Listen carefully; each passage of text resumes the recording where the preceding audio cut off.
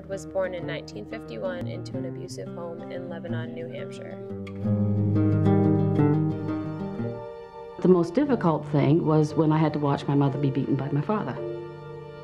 We would all try to stop my father from choking or hitting my mother, and it was very scary because she would pass out and you didn't know if she was going to wake up or not. I met Harold when I was 13 years old. We had a teenage romance and we were married at 18, and then the money began to run out. In order to earn money, Wynona went on the road with her husband Harold. She worked as a long-haul trucker for 17 years. When Harold and I were on the road, I received a call from one of my sisters. She told me that a child in the family had been sexually abused by my brother. Inspired by her brother's arrest, Wynona went back to school in order to become a lawyer and fight domestic violence.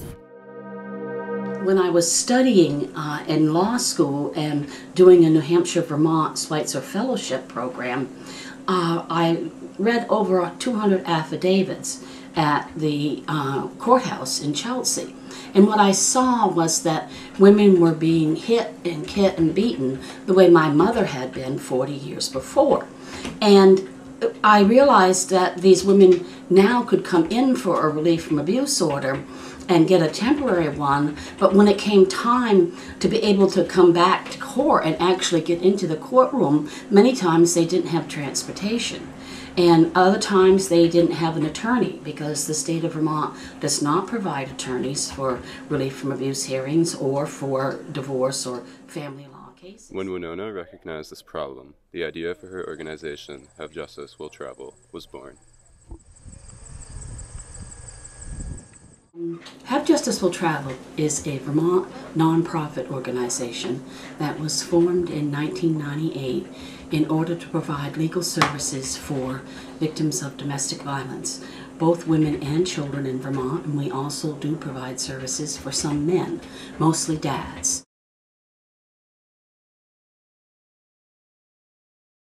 If someone lives in a small town in Vermont, everybody knows everybody else. And so it's really, some women see it as shameful, as admitting that what has happened is that that they have been beaten by the man that is supposed to love them. So I think it's that makes it hard in small towns to reach out for help too. One of the things that I think still happens too often, especially in poverty classes of people, is that girls are taught that what their duty is to grow up and get married and have children, and that they can't exist without a man.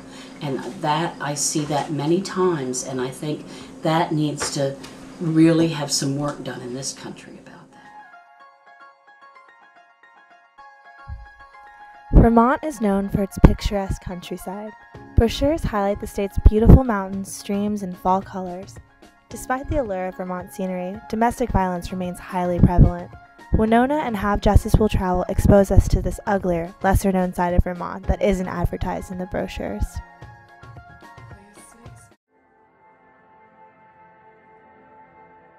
When I was growing up and my mother went to the minister and asked for help, he told her that marriage was for better or worse, till death do you part.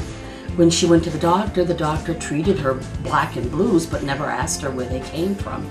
And often, if the neighbors heard screaming coming from our home, they simply turned their heads. And frankly, if we heard screaming coming from their home, we turned our heads because it was an accepted way of life.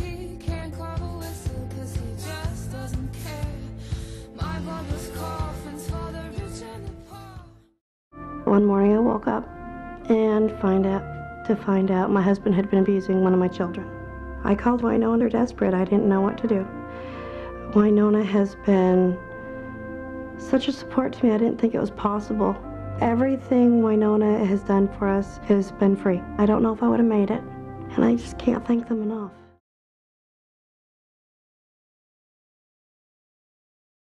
With the economy the way it's been in the last year or two, we've had to cut back on some of our services because the funding has been cut back.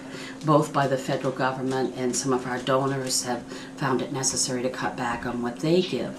And so we're weathering that right now and hoping to be able to expand those services once again and bring them back to the level that they were at, and then expand within Vermont and in other rural areas of the country.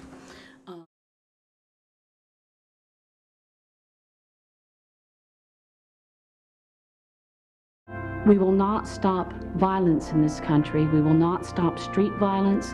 We will not stop school violence until we stop the generational cycle of abuse.